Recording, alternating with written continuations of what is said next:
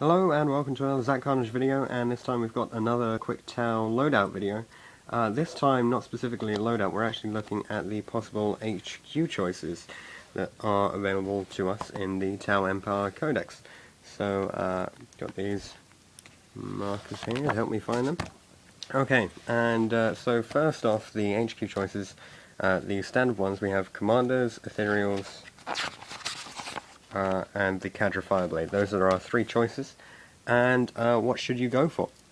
Well, I would always advise any beginners to go with a commander, because generally the commander is much more competitive in the modern game, because you can give him you can give him decent weapons, decent armor, so that not only will he be able to actually do stuff, but you should be able to keep him alive, and that way you won't lose the Slay the Warlord victory point thing, which is always a good thing to have. Also, he'll be able to jump very quickly throughout the battlefield. You'll be able to deep strike him and hook him up with a set of bodyguards if you want him to actually go out and kill some stuff. You can give him a drone controller and have him control a bunch of drones as a good marker-like source if you really want to do that, because he is ballistic skill 5. He is strength 5, but again, you know, this is a Tau character, so you don't want him rushing into battle. Standard save is 3+, but you can always change that with the help of Iridium armor, so he'll go up to a 2+, which is a really nice thing to have, especially seeing as new Space Marine Codex coming out soon, so we're going to see a lot of high-powered Space Marines in Artificer armor and in Terminator armor and stuff. So hopefully this is really our best bet for a commander. Then we have the other two HQ choices, which I've basically just said are worthless. But Ethereals, I don't really run Ethereals. They're really nice for a fluff army, and if you want to run lots of just troops choices, an Ethereal could actually work really well. They have some nice special abilities, but the only thing is the save is they don't have a save unless you give them, I believe you can give them some armor and stuff to keep them alive, and their stat line just isn't that good. But that's because they're Tau, really, and Tau always have kind of bad stats. So the only reason why they get good stats is by putting on suits of armor. So yeah, you can run an Ethereal. I would definitely hold it back and try and keep it in line of sight of all of your troops, although you do get the well, it's not really an advantage anymore to just suicide him, so you can't really go with that line of play. And the Cadre Fireblade. So here we go, the new model, which they're trying to sell. Preferable for smaller point games, or as an extra in larger point games. Maybe you could take it in 1500 to boost your troops. I was thinking about running this with Kroot, but then I rechecked in Volley Fire. Basically, if you don't know, he lets your troops who don't move fire an extra shot, but that's only if they are using pulse rifles or pulse carbines, whereas the Kroot use Kroot rifles with pulse shots, so they're not, you won't get the extra shots with them. And admittedly, Kroot are much better than Fire Warriors, no offense, in the current game. So if you're going for a pure Tau army where you want to be running Fire Warriors, this guy would probably be pretty good if you stick him with some Fire Warriors just to boost them. But definitely put him in with a full squad of Fire Warriors. Don't add him to like a half squad or anything, because he's not going to do enough. But yeah, definitely a useful character.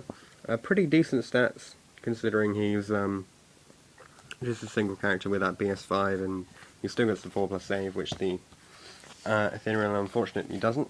But let's say you want to run a proper fluff list, you don't want, and you want to go really competitive, you don't want to run a standard HQ choice, you can always go for the characters. So, here we have huge amounts of fluff, because characters are awesome in 40k, even if their fluff is sometimes a bit ridiculous. So here we have Commander Farsight, one of the most favoured of all Tau HQ characters, just because he's a really awesome guy to have. He's a crisis suit, so first off that makes him brilliant, because it means he's going to get all the stat boosts. He comes with his, used to be called a Dawn Blade, what's it called now? I can't remember. Let's find, yeah, the Dawn Blade, aha! which is going to be Strength 5, AP 2, melee and armor bane. So that's always, you know, a nice thing to be able to have a commander that can actually go into close combat and still survive, because he is at Initiative 5, which means he will trash my Necrons. So, against shooty armies, if you can get him in close enough in assault, then he will actually do a fair amount of damage, especially with all of those attacks there. So he's going to be able to do a lot for you. And what else? We've got Command Shadow Sun. This is another favourite choice because she's wearing a battle suit. That's just what makes characters good in 40k. She's got a decent save of 3+, she's got Ballistic Seal 5, so she's going to be able to do a lot of damage, especially seeing she's got Fusion Blasters, which got that boost to 18-inch shots.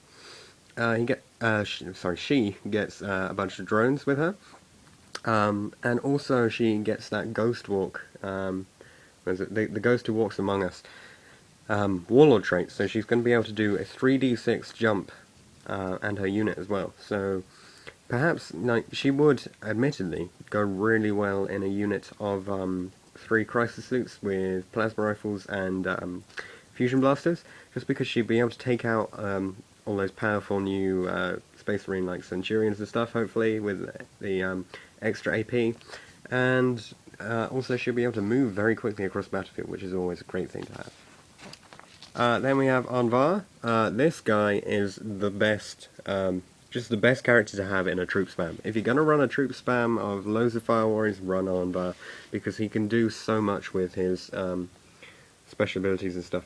He's not such a survivable character. He will die on occasion, I've found, but he is actually a very decent character to have, and you know, just run him when you can. Then we have Long Strike and Dark Strider. These aren't so much, I'm not even sure if Dark Strider is an HQ choice, so I have to check that. Oh no, yeah, Dark Strider is an HQ choice. So, Dark Strider is going to boost your Pathfinders. I don't really run Pathfinders, so I wouldn't run Dark Strider. Anything I can say about him, he's cool. He's got a really interesting backstory, but again, he's not wearing lots of armor, so he's only got 5+ save. He's not going to survive very long. Run him as an extra, or what else? I don't know, in a specified Pathfinder army, or if you think you can make him survive. Long Strike is the guy who's going to sit in your tanks. That's pretty much it. He's just an upgrade for your handhead. And that's it. So thanks for watching. Hopefully you've enjoyed watching this video. Don't forget to leave any comments and suggestions for what I should do next down below. Don't forget to like this video, subscribe, and I'll see you guys in the next one.